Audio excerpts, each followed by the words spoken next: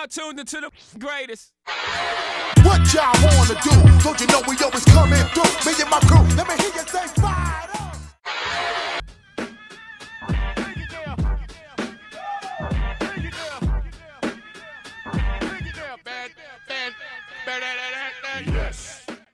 Welcome back to our channel. For today's video, ang feature namin today ay ang breakfast buffet ng Super Sam. Nandito kami sa Parkal.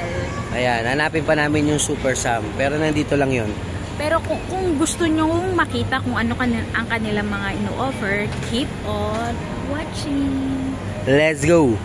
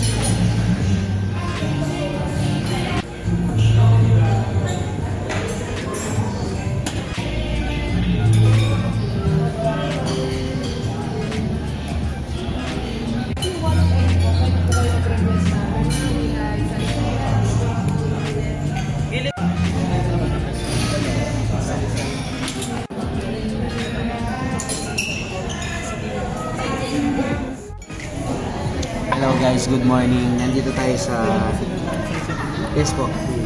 Nandito tayo sa Super Sam.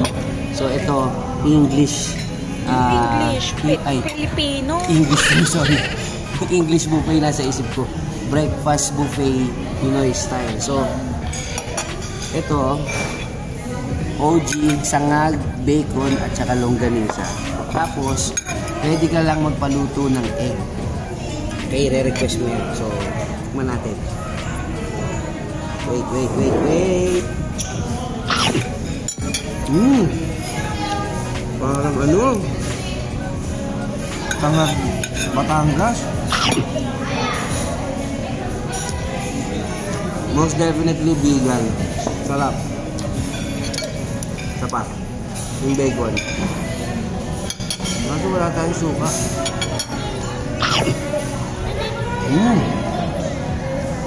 Sarap ng bacon. Tapos guys, hindi siya yung luma na. Kita mo talaga bakit nito.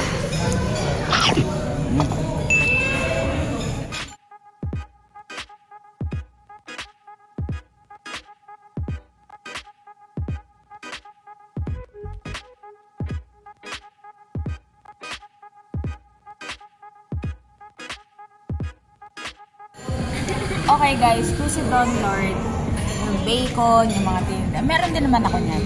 Pero tingnan natin itong pansit.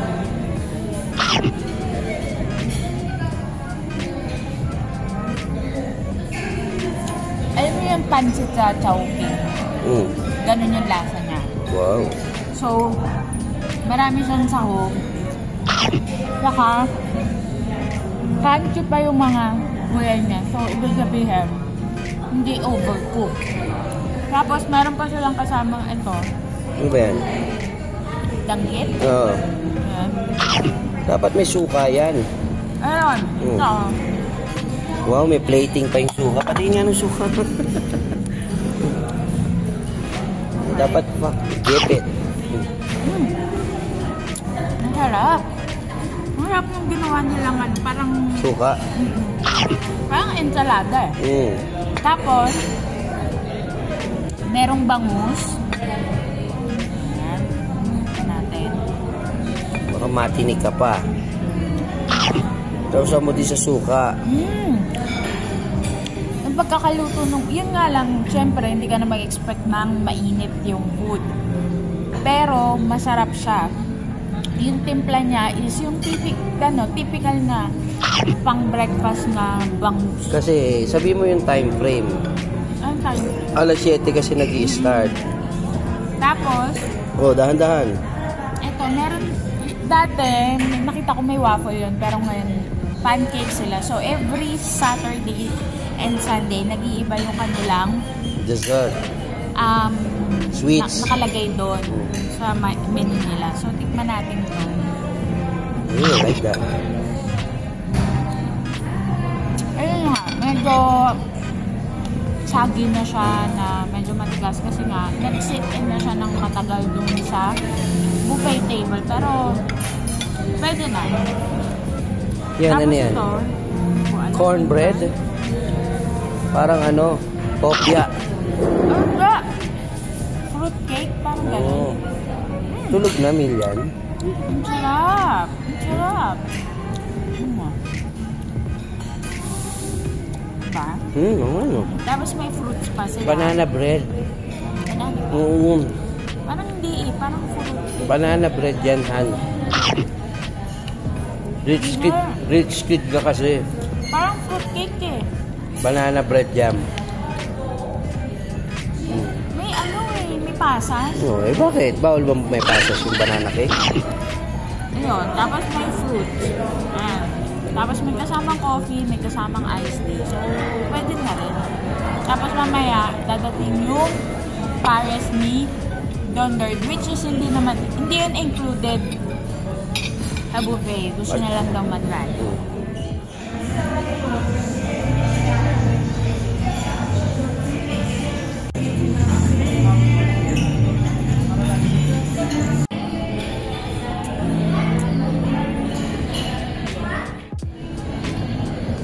Okay, so meron silang champurrado. So, titikman natin to. Sana Hershey's. Char. Ano yan? Nutella.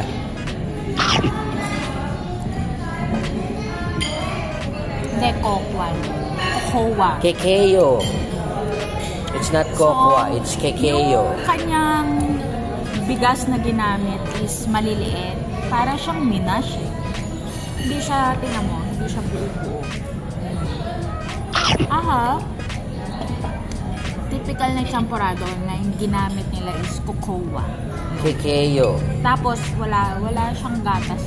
So, okay na siya kahit walang gatas. Pero syempre, ang champurrado hindi kompleto pag walang gatas. Okay guys, so ito ang sinubukan natin sa isang menu nila, yung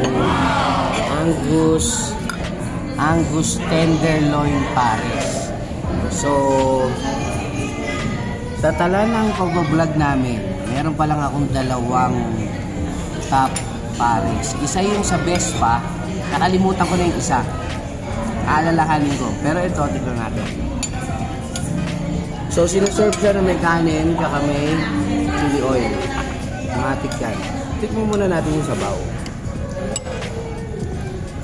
Why are you looking at me like that?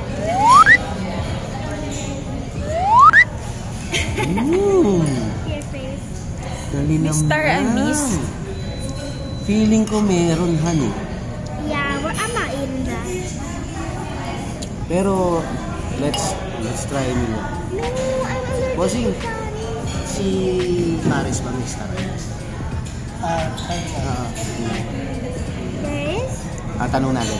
Oh, kainin mo muna yung beef. Tapos, tingnan muna natin yung Angus Paris. Wala mo ng kanin. I'm allergic like water in star anise. Wow, Tender ba? ang lambot niya.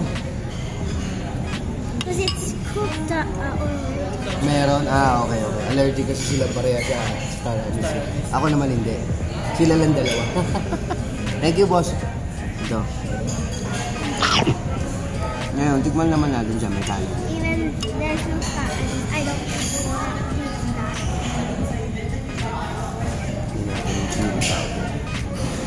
Lagyan natin ng chili. Masarap yan, yung chili. Gaya nga na sabi ni Ninong Rai, the perfect bite.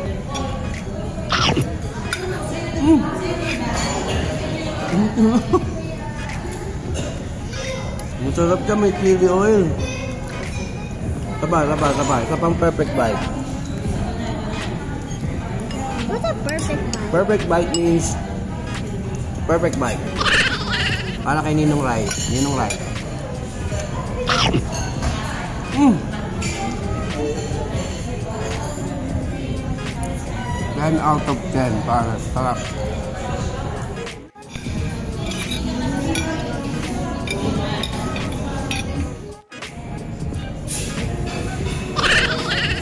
Busog ako, guys. Okay guys, tapos naman lang kami sa aming video.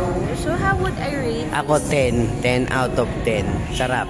Ako siguro mga 8 over 10 kasi medyo nakulangan ako sa kanilang mga ino-offer given na ang price niya is almost 500. So, sana mas marami pa yung variety ng food nila. Pero, overall experience, masarap siya. Tsaka, andang dito, mababait yung staff and crew nila, maalaga, ayun. Tsaka, ako naman 10 out of 10 kasi kita ko na, feeling ko nandito yung owner eh. So, inaalagaan niya din talaga yung business. Tapos, ano siya, hands-on. Pagdating naman sa food, yung sangag, on point. Ang sarap nung sangag talaga. Hindi siya maalat, hindi siya malapsa, hindi siya maano. Perfect. Perfect sangag. Ayun pala yung bangus. Tsaka yung bangus. Perfect cook bangus. Tapos, ang star of the morning is yung pares. So, isa to sa mga masasarap na pares na natikman ko. Hindi alam ni madam kung magkano eh. Sabihin ko na, 600. Oh my God! Masarap siya. Masarap siya. Oh, yun lang. Okay guys. Nasyak sa pares. Okay guys, so kung gusto nyo pa kaming makasama, share na to. Tapos mag-subscribe na rin kayo sa aming YouTube channel. So, bye-bye, Mama Chula!